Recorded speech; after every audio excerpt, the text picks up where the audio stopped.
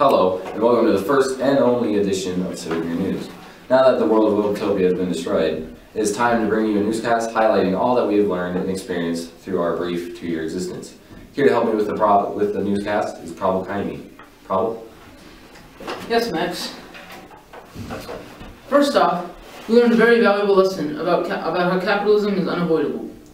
We learned this lesson as a result of the undeniable necessity of money and resources when surviving. For example, there was a feud between Jeff and Lily to get the last health unit. Lily ended up receiving the health unit because she offered the most money. This never would have happened unless she offered more money. Another philosophy that we've come to accept is that you cannot leave any individual behind for the betterment of the whole in the coming year, because then we often screw the individual over. This was evidenced by the majority of the class voting to kill Austin in favor of building another health unit. However, we did not use any of the energy and ultimately killed Austin's family member for nothing. Therefore, we realized that we must choose the people over the nation, even if we must sacrifice future projects. One of the biggest controversies in our civic mirror simulation was the fact that P4BOO was unwilling to compromise when they had control over the entire government.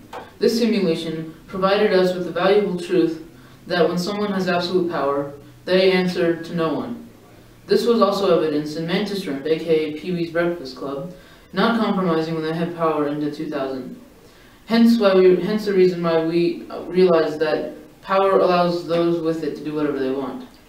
We also saw that being in charge of something can easily overwork and even corrupt an individual. This is evidenced by Mason beginning the simulation with prosperous and great ideas. Yet by the end, he was being sued every which way for all of his failures. Also, while the environmentalists had power, they even admitted that they had plans to corrupt and destroy our civic mirror experience, furthering our belief that power can lead to corruption.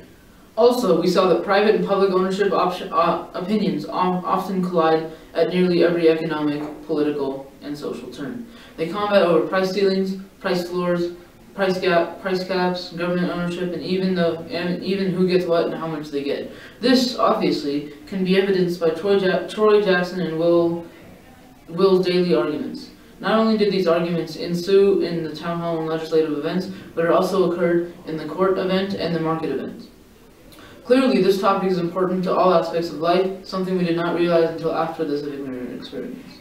Democracy is a great form of government, especially for civic mirror. Yet, we now realize that we did not have any particular government. For example, in 2000, our government seemed more of a democracy. Yet, 1 year later, it became a communist humanitarian mix. This led us to believe that with the change in opinions, aka Mantis Shrimp Party leaving the government and P4BOO entering, a change in government follows. Although fairness is good, our country often fought over price caps and whether the government should be able to intervene or not.